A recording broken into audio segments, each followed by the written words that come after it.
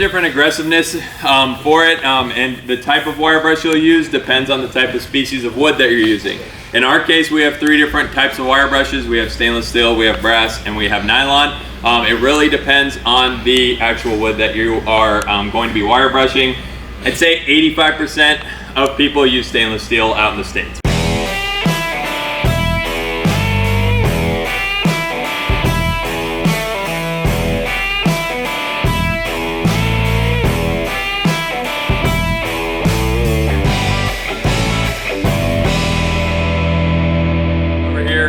This is an on-site wire brush process that we do. It's not going to do much with water-based finish. You're not going to feel that texture. You might see that grain dish out, but you're not going to get the texture that you're looking for. So a lot of this is your oils, your one-coat system, stuff like that. That's where it really tends to work the best for you guys. We're going to wire brush it while the wood is actually damp, not wet obviously, but damp, just like you would in a normal water popping situation. That's how much water you want on it, but we're going to hit it while it's wet at that point, just because that allows for that grain to absorb the moisture, and then, you know, raises up that grain a little bit and makes it easier to knock down that soft grain out of it at that point. There is different aggressiveness for it, and the type of wire brush you'll use depends on the type of species of wood that you're using.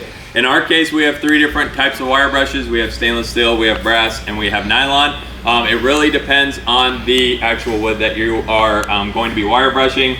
I'd say 85% of people use stainless steel out in the States. Why? Because we deal with harder woods. We deal with maples, we deal with oaks, we deal with hickory, stuff along those lines.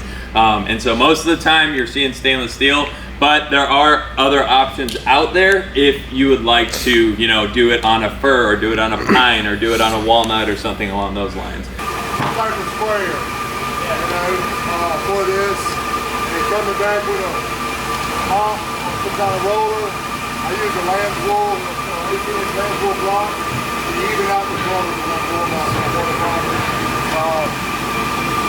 You're going to notice around the knot, they're still going to be nice and smooth because that's the hardwood, that's the hard grain, stuff like that.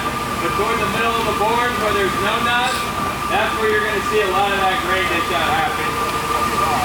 Right there.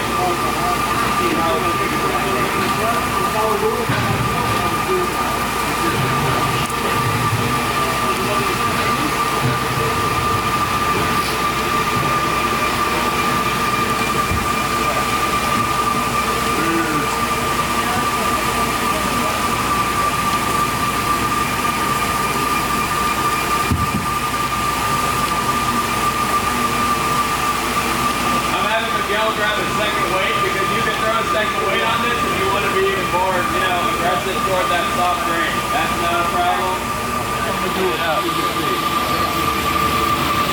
So yeah, the water popping beforehand, big step.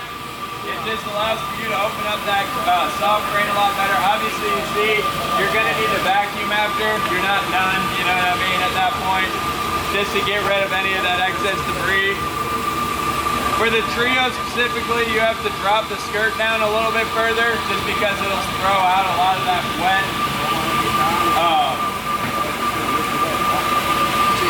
Yeah, it's going to lift up the machine, it's going to throw a lot of that wet wood. It's the same technique as when you're trioing a floor. There's not really a direction you need to go or anything like that. You can't really over wire brush the floor either if you're looking to just dish out the grain as much as possible, and you don't really scratch the floor either. So.